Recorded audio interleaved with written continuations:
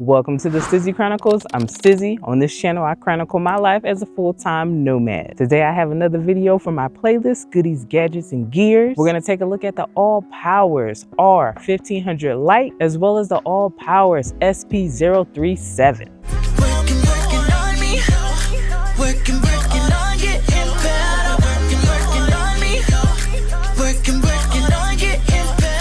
One of my goals this year has been to learn a little bit more about living off-grid. I've been learning solar one upgrade at a time, and today I'm finally putting together a portable power setup that makes life a little bit easier.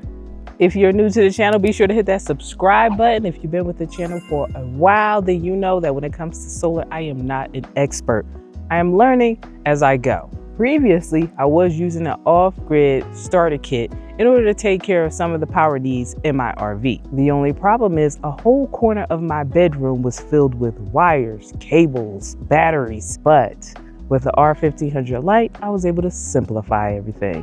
The R1500 Lite simplified that part of my setup. Now it's time to see what happens when I pair it with the ALLPOWERS 400 watt portable solar panel. The SP037 arrives with everything neatly packed into the carrying case. I really like that the cables and accessories have their own storage pocket, so they're always with the panel whenever you need them.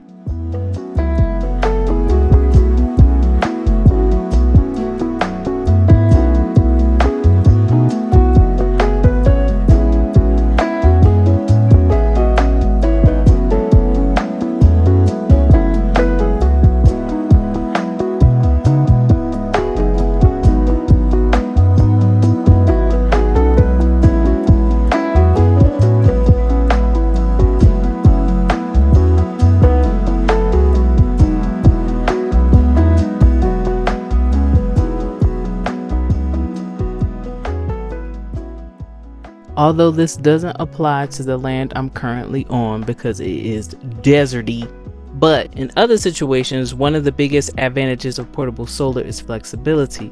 Instead of being locked into roof-mounted panels, if necessary, I can move these throughout the day in order to chase the best sunlight. This is especially useful if you're parked underneath a tree or you just want to maximize how much solar you're able to bring in without having to move your RV. Connecting everything together is fairly simple. I purchased some additional extension cable so I had a little more flexibility with where I place the panels.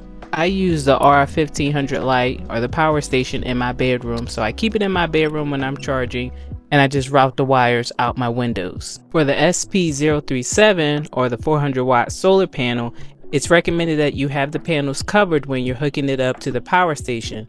What I do is hook everything up, turn off my power station, and then unfold the panels while everything's connected. Per the manual, you can expect the 400 watt solar panels to pull in about 260 to 320 watts of solar. For my situation, since it's very dusty in the desert and I am not about to clean these panels every single day, most of the time when I looked at the display panel to see how many watts I was bringing in, it was between 260 and 300 watts. Now I will admit, running the generator and using the AC charging cable was a much quicker process, but on days where I relied on the solar panels in order to charge the power station, I had enough juice to satisfy my daytime and nighttime power needs.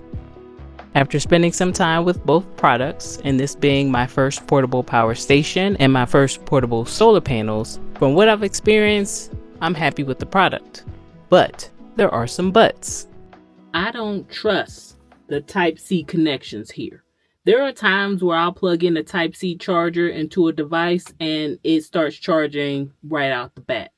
Then there are other times where I got to unplug it, push the power button, flip the item around. I got to do a little too much before it starts charging. I don't know what that's about, but that is concerning. Strangely, it only happens with the Type-C charger. The one above, the USB, this shape one, okay? This one, no problems. Type-C, we having problems. Another thing I dislike when it comes to the power station, which is something that I discussed when I talked about the power station in a previous video, is the app. You get the app situated, you get everything set up, and then as soon as you close out of the app, you got to go through the process all over again if you want to re-enter the app. Not a fan of that. So far when it comes to the power station, those are the only problems that I'm having. As far as the power station and the panels, one thing that may bother some is the fact that the user manual looks like it went through Google Translate. In fact, there are sections that kind of don't make any sense, and then there are sections that go from English to another language to back to English again. Now, per my experience, a bad user manual usually means the product's not going to last long. So we'll see what happens with these two products. Figured I'd come outside for this example. You hear that?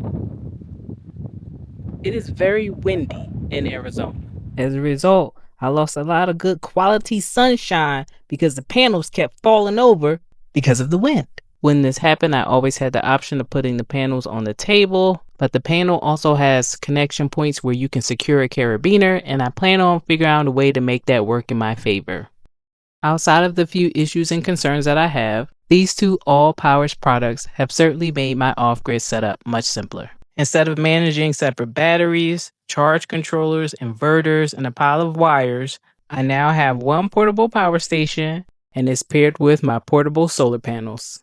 And because it folds up with built-in storage, it's easy to pack away whenever it's time to hit the road.